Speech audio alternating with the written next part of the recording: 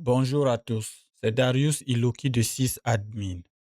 Dans la vidéo précédente, nous avons découvert le fonctionnement du protocole DHCP, créé notre première étendue et appris à utiliser les différentes options DHCP. Mais imaginez maintenant une imprimante réseau. Pensez-vous qu'il soit acceptable que son adresse IP change chaque fois qu'elle redémarre? Bien sûr que non. Il en est de même pour une caméra IP, un NAS ou encore un téléphone IP. Ces équipements doivent toujours être accessibles à la même adresse IP. C'est précisément le rôle de réservation DHCP. Dans cette vidéo, nous allons apprendre leur fonctionnement, découvrir pourquoi elles sont indispensables dans un réseau d'entreprise, puis créer ensemble notre première réservation DHCP sous Windows Server. Le serveur DHCP attribue normalement les adresses IP de manière dynamique. Lorsqu'un ordinateur rejoint le réseau, il reçoit une adresse IP disponible dans l'étendue. Cependant, certains équipements doivent toujours conserver la même adresse IP.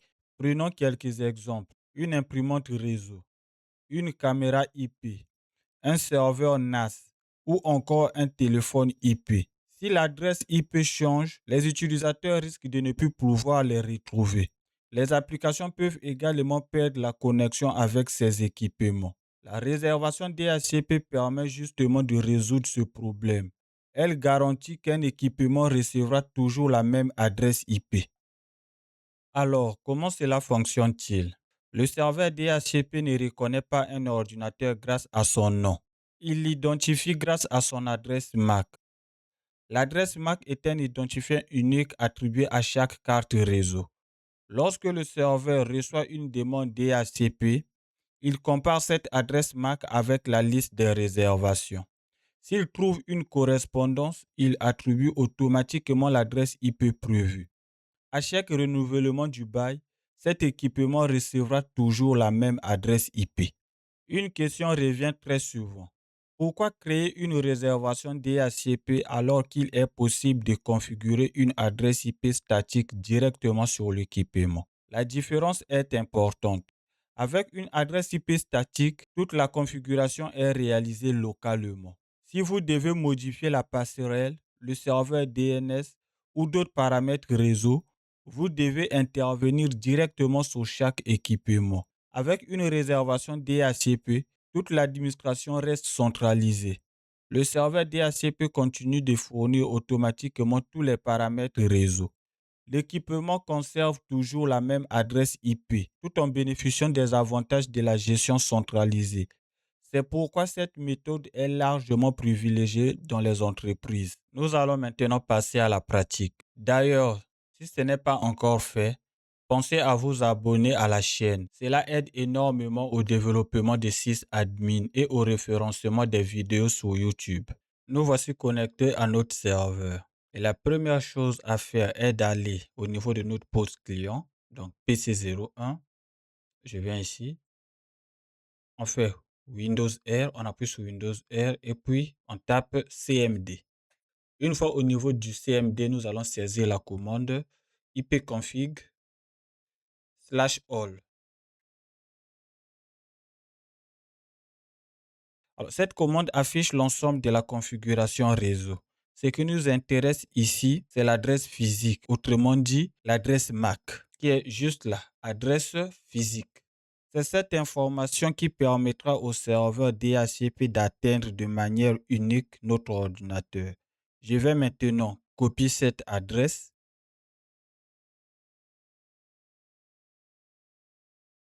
Voilà. Passons sur notre serveur Windows pour faire la configuration. On vient sur DC01. On choisit notre service DHCP. Clic droit et on vient sur gestionnaire DHCP. Dans la console DHCP, je développe notre serveur DC01, puis IPv4. Ensuite, notre étendue LAN Nexacore. Nous allons faire un clic droit au niveau de réservation, puis nouvelle réservation. Je renseigne un nom. Par exemple, ici, je vais mettre le nom de notre machine cliente qui est PC01. Donc, PC01. J'indique ensuite l'adresse IP que je souhaite réserver. Je vais lui mettre 192.168.4.50.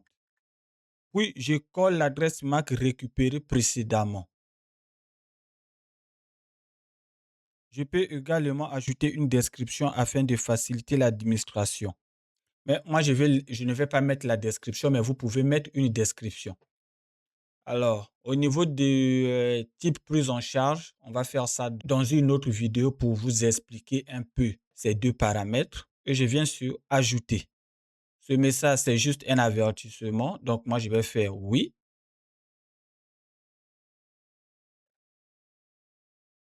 Et je viens sur Fermer. Comme vous voyez ici, au niveau des réservations, il y a une réservation qui vient d'être créée ici. C'est bel et bien la réservation que nous avons initiée tout de suite. Voyons maintenant si cette réservation fonctionne correctement. Retour sur le poste client. Donc, PC01.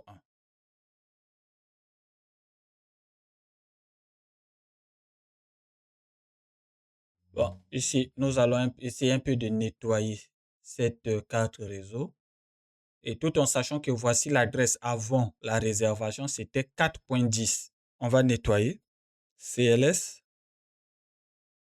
Et j'exécute la commande ipconfig/release. Cette commande libère l'adresse IP actuelle.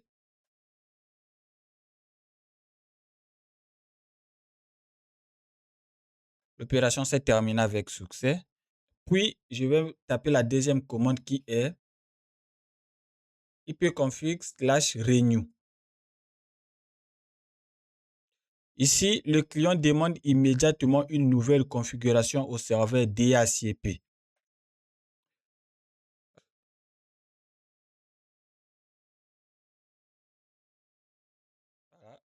Là, comme vous voyez, la DHCP que nous avons mis au niveau de notre réservation est bel et bien juste là. Comme dernière commande, je vais maintenant faire ipconfig/all. Comme vous pouvez le constater, notre ordinateur reçoit bien l'adresse 192.168.4.50. Et si je renouvelle la configuration une nouvelle fois, je récupère exactement la même adresse. La réservation fonctionne parfaitement. Comme vous l'avez constaté, j'avais ajouté une deuxième machine virtuelle juste à côté. Et je l'ai déjà intégré au domaine. Donc, on va aussi faire les mêmes manipulations au niveau de cette machine virtuelle que j'ai nommée PC02. Me voici connecté à la machine cliente PC02. Je vais appuyer sur Windows R, venir dans CMD. Tout comme ici, nous allons chercher son adresse physique qui est l'adresse MAC et pour obtenir cela, nous allons exécuter la commande ipconfig/all.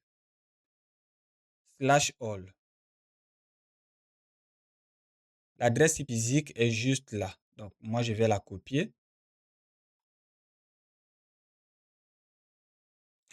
Et regardez bien son adresse IP, c'est 192.168.4.11 avant que nous puissions appliquer la réservation. Il a bel et bien reçu cette adresse IP via notre étendue DHCP parce qu'on voit ici DHCP actif, oui. Donc, nous allons répartir au niveau de notre serveur pour configurer la réservation. Donc, une fois au niveau de notre serveur, toujours dans réservation, je vais faire un clic droit et venir dans nouvelle réservation. Une fois dans nouvelle réservation, je vais pouvoir renseigner le nom de réservation pour que ça puisse être plus explicite et plus parlant. Moi, j'utilise le nom de la machine cliente qui est PC02. Comme adresse IP au niveau de la réservation, je vais mettre 51 à la fin. Donc 192.168.4.51. Et ici, je vais pouvoir coller l'adresse MAC. Au niveau de la description, moi, je ne mets rien. Et je viens sur Ajouter. Il y a un message d'avertissement, comme dit précédemment. Je viens sur Oui.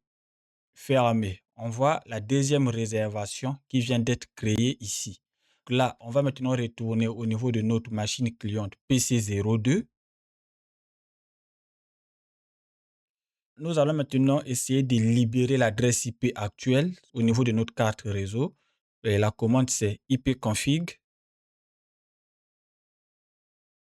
/release.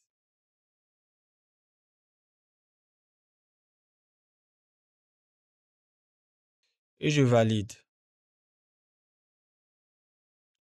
Ensuite, je vais faire ipconfig /renew afin que la machine cliente puisse redemander une adresse IP au niveau du serveur.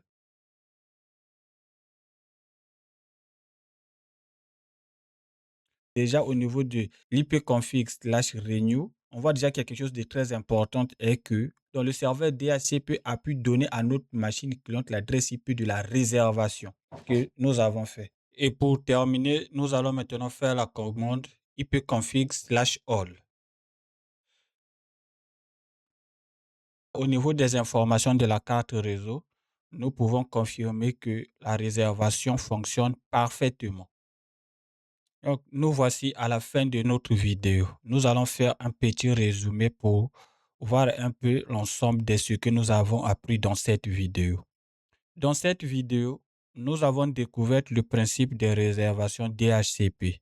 Nous avons compris pourquoi elles sont préférables aux adresses IP statiques dans de nombreux cas. Nous avons créé notre première réservation DHCP sur notre serveur DC01. Puis nous avons vérifié que notre poste client recevait toujours la même adresse IP. Dans la prochaine vidéo, nous irons encore plus loin en découvrant les baux DHCP, leur durée de vie et le processus de renouvellement automatique des adresses IP. Si cette vidéo vous a été utile, pensez à vous abonner à la chaîne 6 Admin pour ne manquer aucune des prochaines vidéos de cette formation. Je vous remercie de votre attention et je vous dis à très bientôt pour la suite de cette playlist.